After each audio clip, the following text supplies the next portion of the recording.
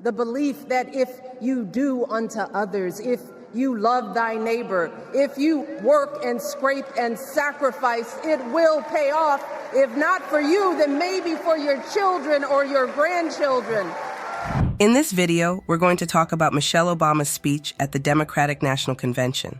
Michelle always knows how to connect with people, and this speech was no different. She spoke from the heart, sharing her thoughts on what's happening in the country and why voting matters. The audience was completely in tune with her, hanging on to every word she said. Most of them were standing the whole time, showing just how powerful her message was. We'll break down the key points she made, highlight the moments that stood out, and talk about how her words really hit home. Plus, we can't forget to mention how beautiful she still is and how amazing she was as the former First Lady. Whether you're a fan of Michelle or just interested in the convention, here is her speech from the DNC, showing her powerful message and lasting impact.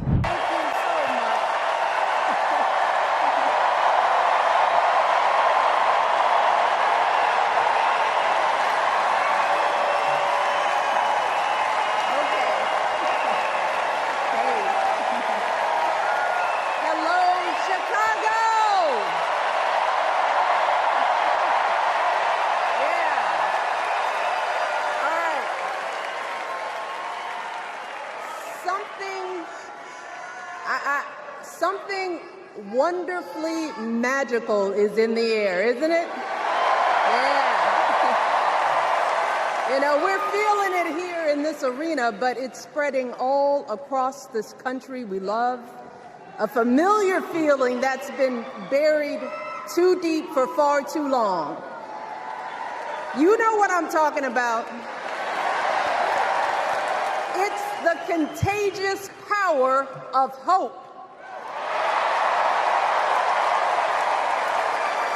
The anticipation, the energy, the exhilaration of once again being on the cusp of a brighter day.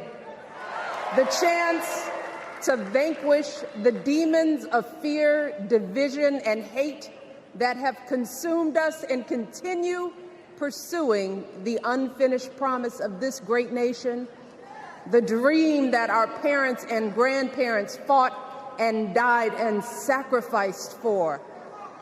America, hope is making a comeback.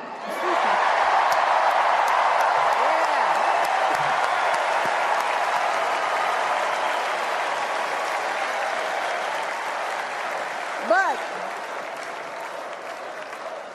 to be honest, I am realizing that until recently, I have mourned the dimming of that hope.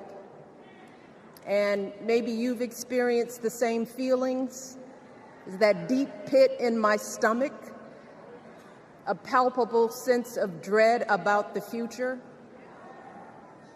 And for me, that mourning has also been mixed with my own personal grief. The last time I was here in my hometown was to memorialize my mother, the woman who showed me the meaning of hard work and humility and decency, the woman who set my moral compass high and showed me the power of my own voice. Folks,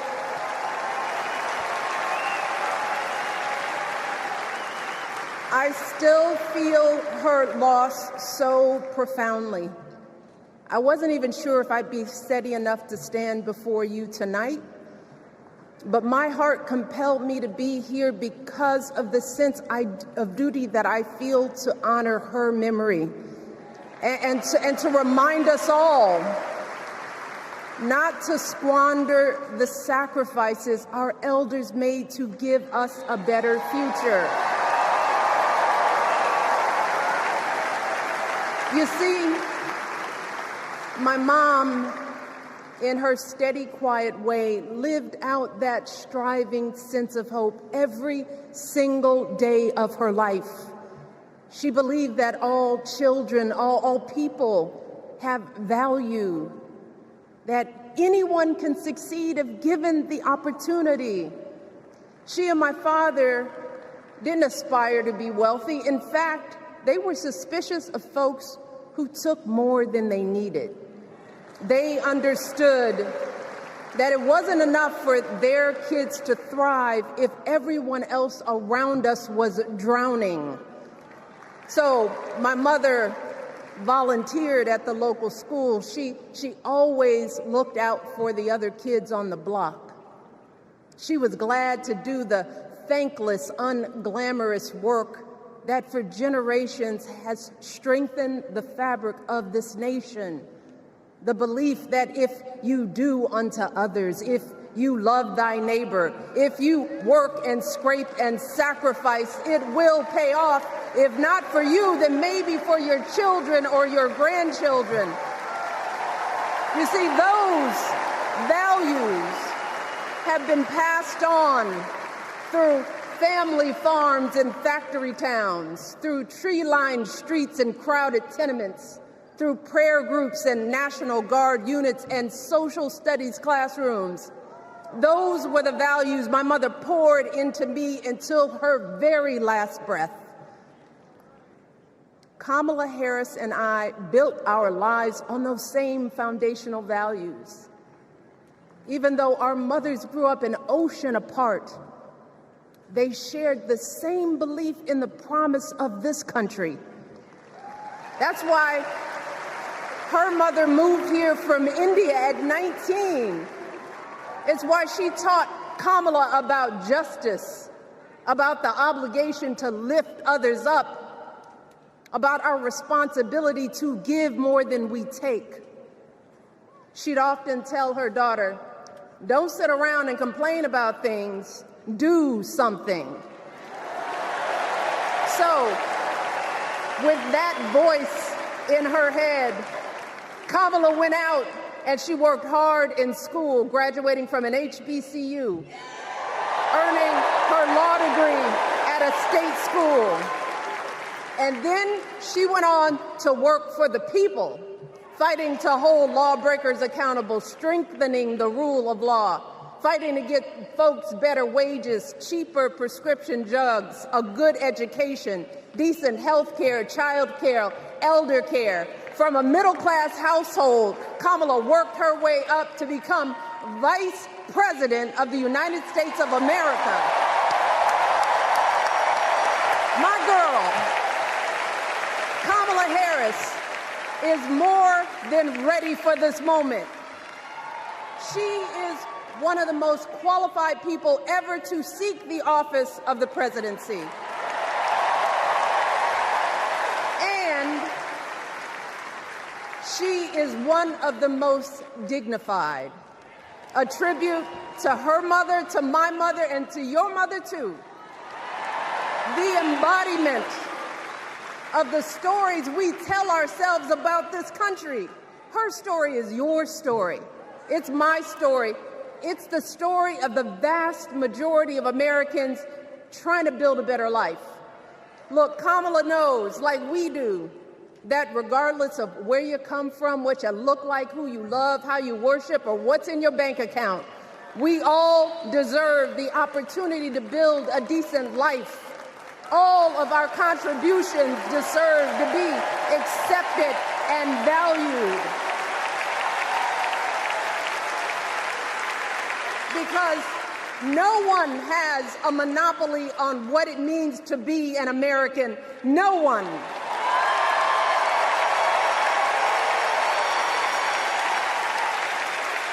Kamala has shown her allegiance to this nation, not by spewing anger and bitterness, but by living a life of service and always pushing the doors of opportunity open to others. She understands that most of us will never be afforded the grace of failing forward.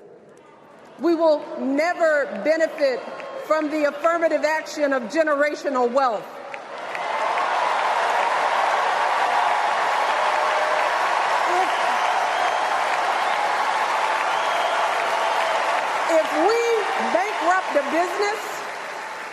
If we bankrupt a business or choke in a crisis, we don't get a second, third, or fourth chance.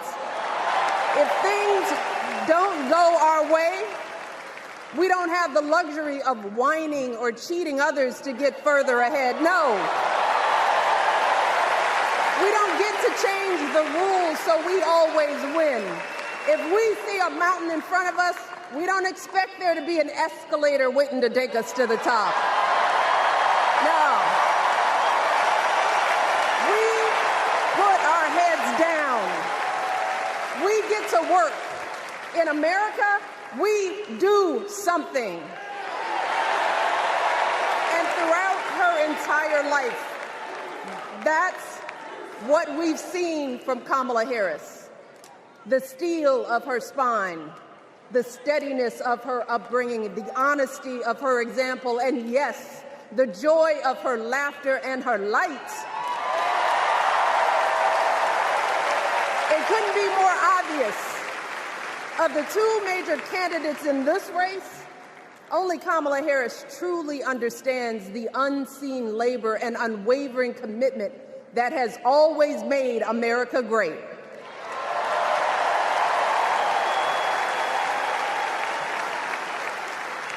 Now, unfortunately, we know what comes next. We know folks are going to do everything they can to distort her truth. My husband and I sadly know a little something about this. For years, Donald Trump did everything in his power to try to make people fear us. See, his limited, narrow view of the world made him feel threatened by the existence of two hard-working, highly educated, successful people who happen to be black.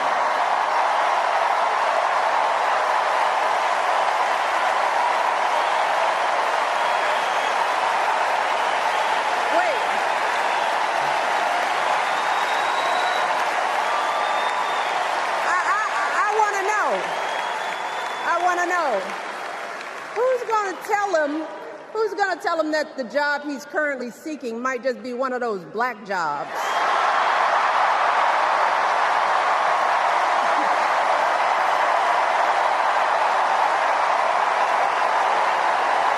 Look, it's his same old con. His same old con. Doubling down on ugly, misogynistic, racist lies as a substitute for real ideas and solutions that will actually make people's lives better. Look, because cutting our health care, taking away our freedom to control our bodies, the freedom to become a mother through IVF like I did, those things are not going to improve the health outcomes of our wives, mothers, and daughters. Shutting down the Department of Education, banning our books, none of that will prepare our kids for the future. Demonizing our children for being who they are and loving who they love, look, that doesn't make anybody's life better.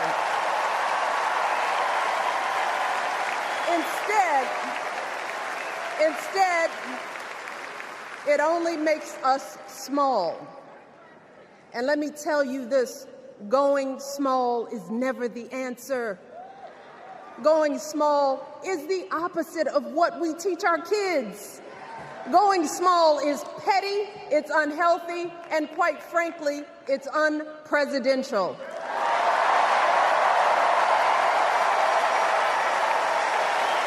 So, why would any of us accept this from anyone seeking our highest office? Why would we normalize that type of backward leadership? Doing so only demeans and cheapens our politics. It only serves to further discourage good, big-hearted people from wanting to get involved at all. America, our parents taught us better than that, and we deserve so much better than that.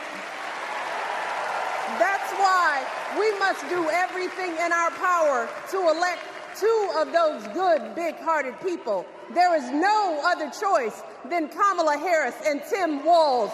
No other choice.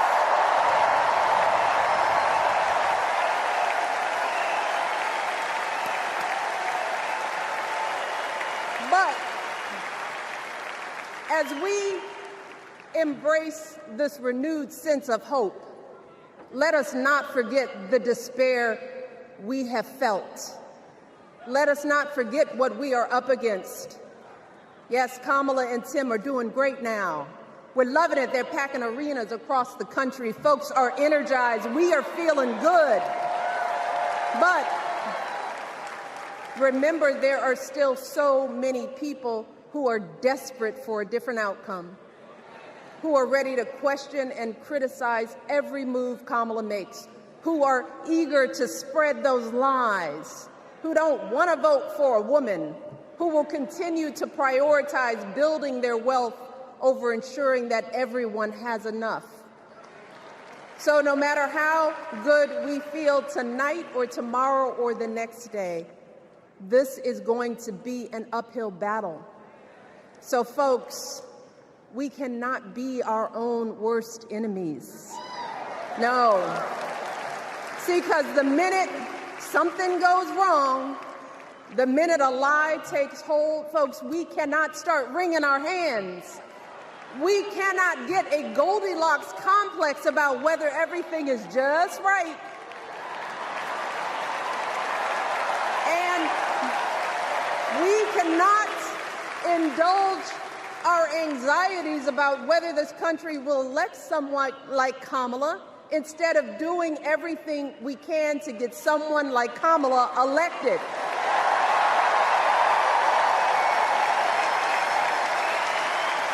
Kamala and Tim, they have lived amazing lives.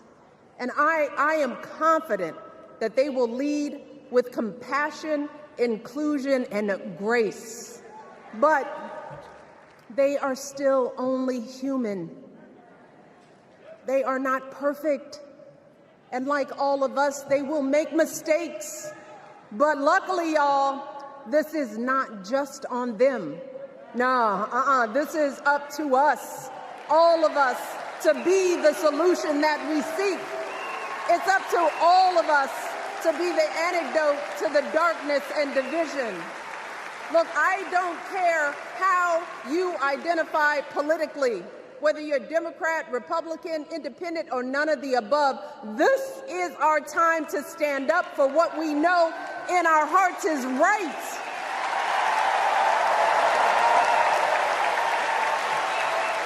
To stand up, not just for our basic freedoms, but for decency and humanity, for basic respect, dignity, and empathy, for the values at the very foundation of this democracy. It's up to us to remember what Kamala's mother told her. Don't just sit around and complain, do something. So if they lie about her, and they will, we've got to do something. If we see a bad poll, and we will, we got to put down that phone and do something. If we start feeling tired, if we start feeling that dread creeping back in, we got to pick ourselves up, throw water on our face, and what? We only have 2.5 months, y'all, to get this done. Only 11 weeks to make sure every single person we know is registered and has a voting plan. So we cannot afford for anyone America to sit on their hands and wait to be called. Don't complain if no one from the campaign has specifically reached out to you to ask you for your support. There is simply no time for that kind of foolishness. You know what you need to do. So, consider this to be your official ask. Michelle Obama is asking you, no, I'm telling y'all to do something.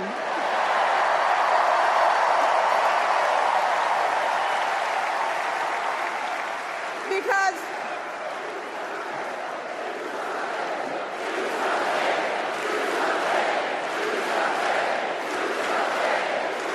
you all, this election is going to be close. In some states, just a handful, listen to me, a handful of votes in every precinct could decide the winner.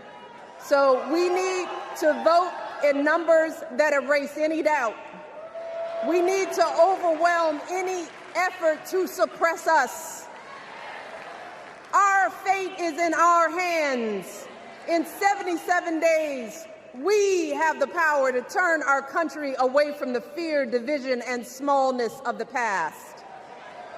We have the power to marry our hope with our action.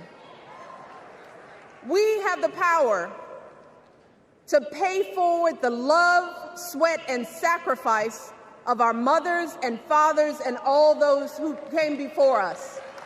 We did it before, y'all, and we sure can do it again.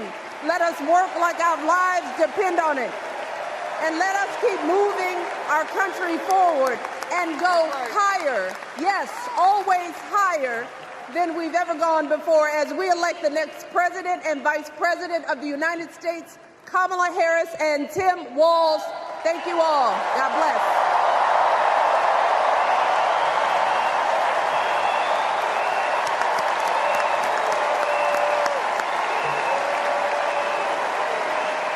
As we wrap up, I hope Michelle Obama's words inspire you as much as they did the audience at the DNC. She reminded us that no matter where we come from, our voices matter, and we all have the power to make a difference. To the women and men out there from all walks of life, remember that your strength and determination can shape the future. Keep pushing forward, stay true to your values, and never underestimate the impact you can have on the world. Thanks for watching, and let's keep striving for a better tomorrow together.